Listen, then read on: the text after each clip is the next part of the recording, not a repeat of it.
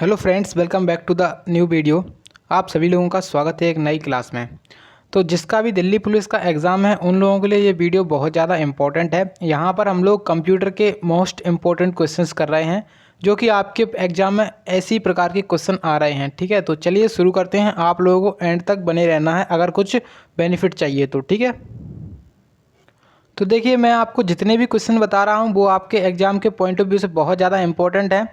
साथ ही साथ जिनके एक्सप्लेनेशन बता रहा हूँ तो वो आप लोग ज़रूर से नोट करिएगा, जिससे आपको बहुत ज़्यादा बेनिफिट मिलने वाला है। ठीक है, तो आज के पहले क्वेश्चन को देखते हैं और इस पहले क्वेश्चन में बोल रहे हैं कि डबल EEPROM का मतलब क्या है।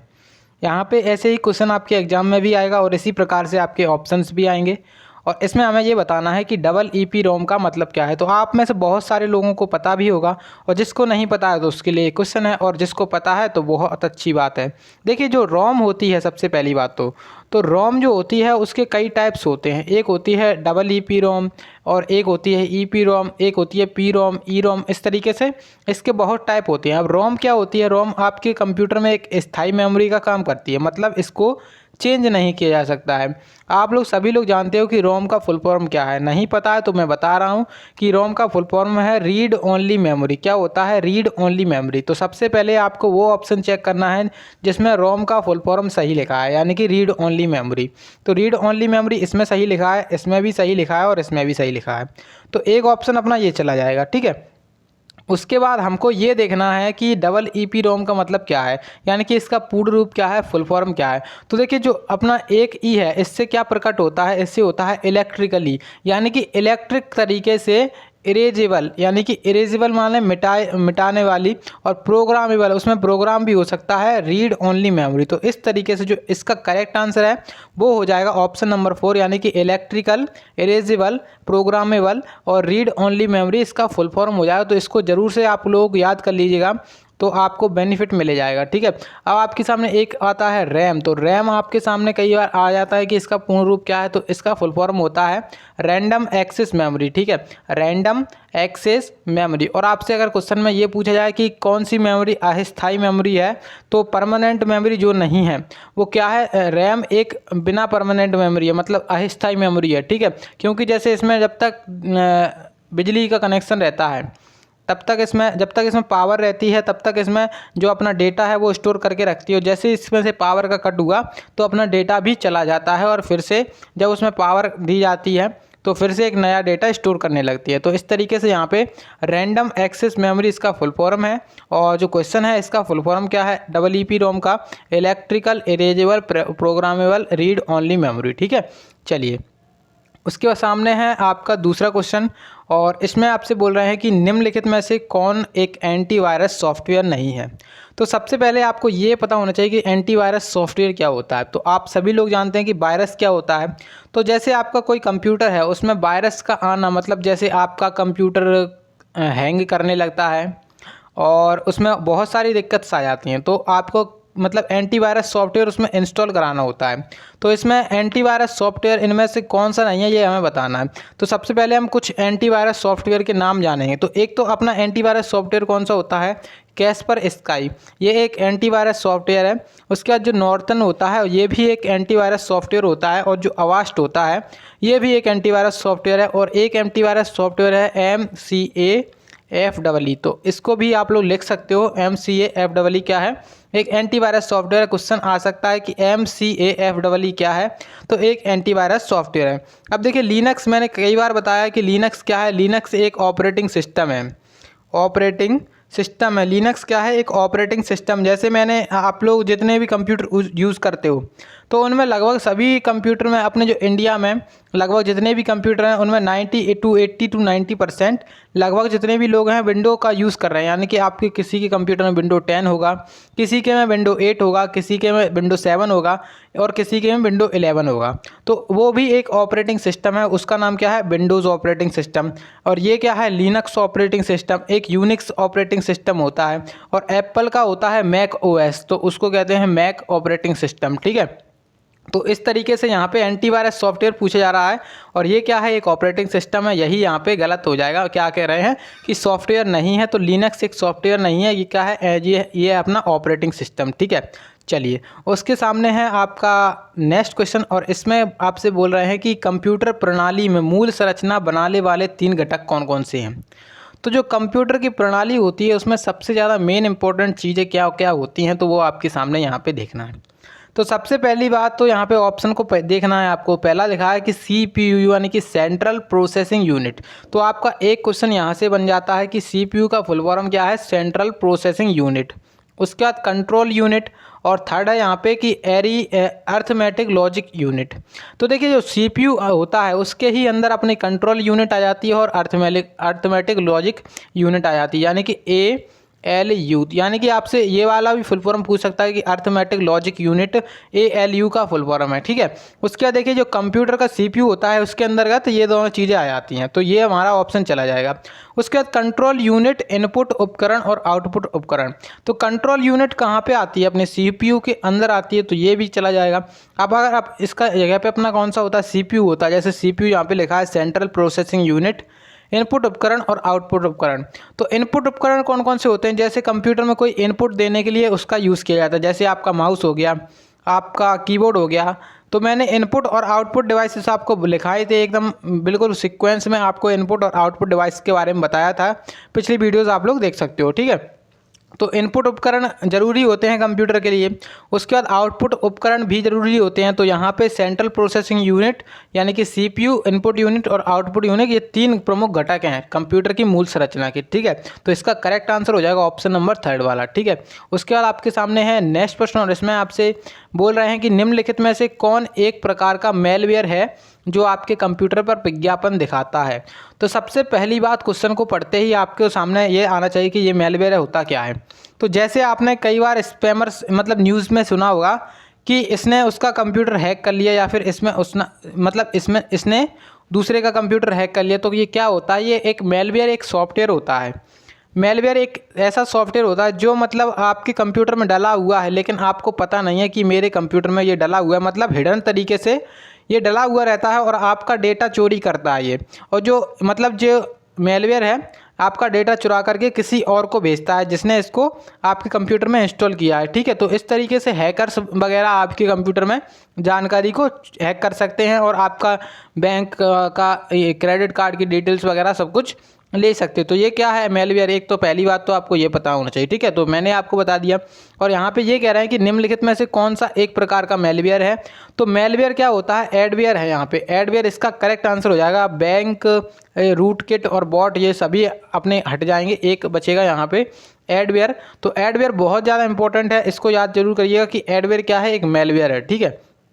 उसके बाद आपके सामने है नेक्स्ट प्रश्न। तो इसमें आपको कुछ इंपॉर्टेंट कीज़ बताऊंगा, तो आप लोग उनको नोट कर सकते हो, ठीक है। तो देखिए इसमें आपसे क्वेश्चन में ये बोल रहे हैं कि निम्नलिखित में से कौन सा कीबोर्ड शॉर्टकट MS वर्ड में रीडू ऑपरेशन होता है। रीडू ऑपरेशन क्या होता है और के लिए किया जाता है, यानी कि रीडू होता क्या है। जैसे आपने देखा कि कंप्यूटर में आपने कुछ MS जो वर्ड है उसमें आपने कुछ टाइप कर दिया, ठीक है। टाइप कर दिया, अब आप लोग टाइप टाइप आपने कर दिया, उसको आपने अंडो, एक तो होता है अंडो, ठीक है। एक क्या होता है अंडो, एक होता है REDO। तो एक होता है अंडो और एक होता है रीडो। तो देखिए अंडो का जो शॉर्टकट की होती है, यानी कि अंडो का शॉर्टकट की क्या होती है, अंडो की शॉर्टकट की होती है Ctrl+Z, CTRL+Z, ठीक है। तो ये होती है बाकी अंडो की शॉर्टकट की। उसके बाद जो रीडो होता है इसकी शॉर्टकट की होती है Ctrl+Y, CTRL+Y, ठीक है। अब देखिए अंडो और रीडो का मतलब होता क्या है। तो जैसे आपने कोई भी टेक्स्ट को टाइप कर दिया और आपको लगा कि ये मेरा गलत हो गया है, तो आप उसको एक बैक स्पेस से हटा सकते हो। बैक स्पेस से आपने हटा दिया और आपको फिर बाद में लगा कि ये बहुत ज़्यादा हट गया, तो आप लोग क्या करोगे, उसको अंडो करोगे। और लेकिन फिर से आपने अंडो करके देखा जैसे उसको कि आपने जो किया था वो मतलब जो हटाया था वो सही हटाया था, तो फिर उसको आप लोग रीडो कर दोगे तो फिर वापस से आपका वैसा ही हो जाए। तो इस तरीके से यहाँ पे अंडो और रीडो का यहाँ पे आपकी प्रोसेस चलती है। तो इसका शॉर्टकट तरीका क्या है, Ctrl+Z अंडो और Ctrl+Y आपका रीडो, ठीक है। अब देखिए Ctrl+X होता है आपके कीबोर्ड में, CTRL+X। इसका मतलब क्या होता है, इसका मतलब होता है किसी भी चीज़ को कट करना, फिर उसके बाद कॉपी करने के लिए CTRL+C का यूज़ होता है, Ctrl+C का यूज़ कॉपी करना।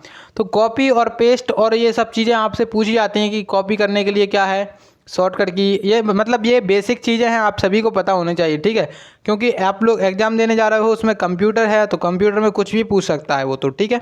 चलिए उसके साथ आपका नेक्स्ट क्वेश्चन आपके सामने है और इसमें आपसे कह रहे हैं, तो देखिए अभी तक आप लोगों ने वीडियो को लाइक नहीं किया है तो प्लीज़ एक बार वीडियो को लाइक जरूर कर दीजिएगा और दोस्तों के साथ शेयर करके चैनल को सब्सक्राइब करके नोटिफिकेशन को जरूर दबा लीजिएगा। देखिए जो अपना चैनल है इसकी PDF आपको मिल जाएगी टेलीग्राम चैनल पे, इसका भी नाम है सरकारी एग्ज़ाम फाइटर टेलीग्राम चैनल, उस पर आप जा करके ज्वाइन हो जाइएगा तो आपको PDF मिल जाएगी। अब देखते हैं नेक्स्ट क्वेश्चन को। इसमें कह रहे हैं कि मेमोरी डिवाइस का प्रत्येक बाइनरी नंबरों के रूप में सूचना के एक बिट में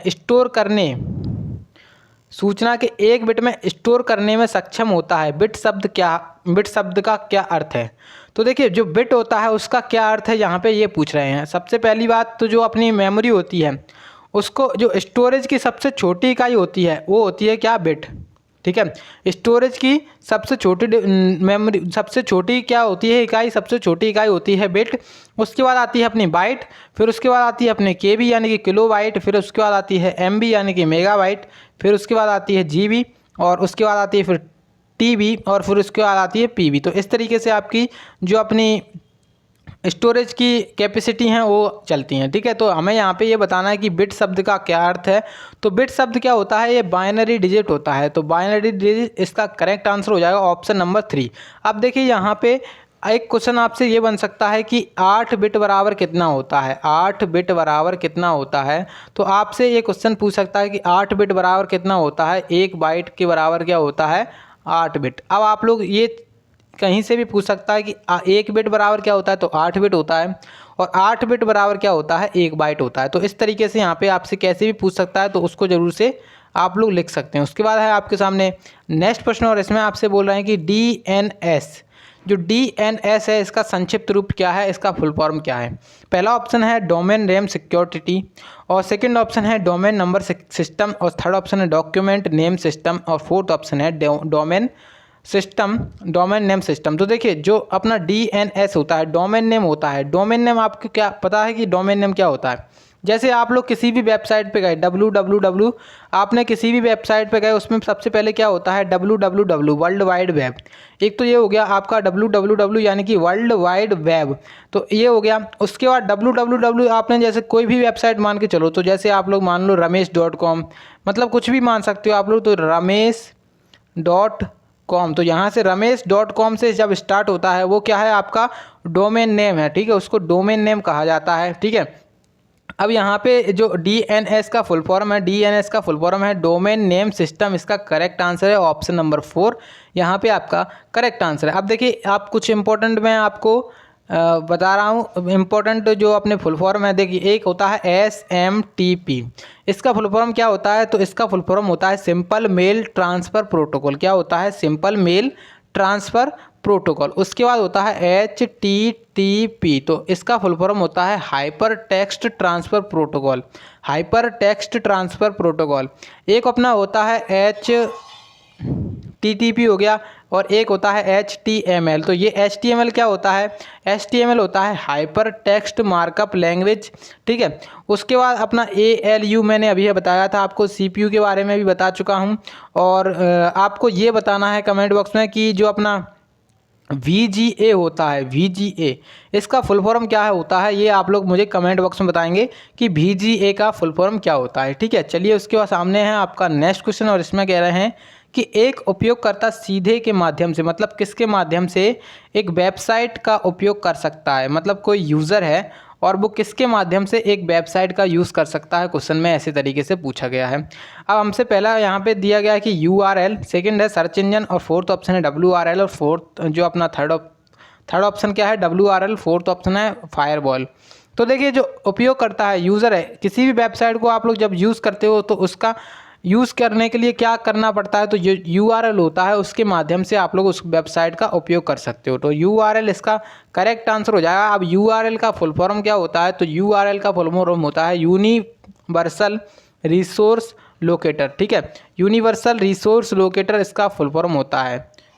यूनिवर्सल रिसोर्स लोकेटर। ठीक है, चलिए उसके बाद आपके सामने है नेक्स्ट प्रश्न, और इसमें कह रहे हैं बड़ी मात्रा में प्राप्त चेकों के प्रबंधन के लिए बैंकिंग उद्योग द्वारा निम्नलिखित में से किसका उपयोग किया जाता है। तो देखिए यहाँ पे बैंकों के बारे में बात की जा रही है कि बड़ी मात्रा में चेकों के प्रबंधन के लिए, तो चेकों के प्रबंधन के लिए बैंक में किसका यूज़ किया जाता है, ये बेसिकली क्वेश्चन में पूछा गया है। पहला ऑप्शन है बारकोड रीडर, सेकंड ऑप्शन है MICR, थर्ड ऑप्शन है डिजिटलाइजर और फोर्थ ऑप्शन है कैप्चा। तो देखिए इसका जो करेक्ट आंसर, मतलब जो चेक जितने भी आपके बड़ी मात्रा में चेक होते हैं उनका जब प्रबंधन करना होता है तो बैंक में क्या होता है, एक MICR मशीन होती है। तो MICR मशीन होती है, उसके लिए उसमें मतलब चेक की कुछ तरीका होता होगा उनका। ठीक है, तो MICR इसका करेक्ट आंसर है, ऑप्शन सेकंड वाला इसका करेक्ट आंसर है। अब MICR का फुल फॉर्म आपसे पूछ सकता है एग्जाम में, तो इसका फुल फॉर्म होता है मैग्नेटिक इंक कैरेक्टर रिकॉग्निशन, यानी कि मैग्नेटिक रिंक, जो अपना मैग्नेटिक आई से क्या हो जाएगा इंक, सी से क्या हो जाएगा कैरेक्टर और आर से हो जाएगा रिकॉग्निशन। ठीक है, तो इस तरीके से यहाँ पे इसका करेक्ट आंसर क्या हो जाएगा MICR।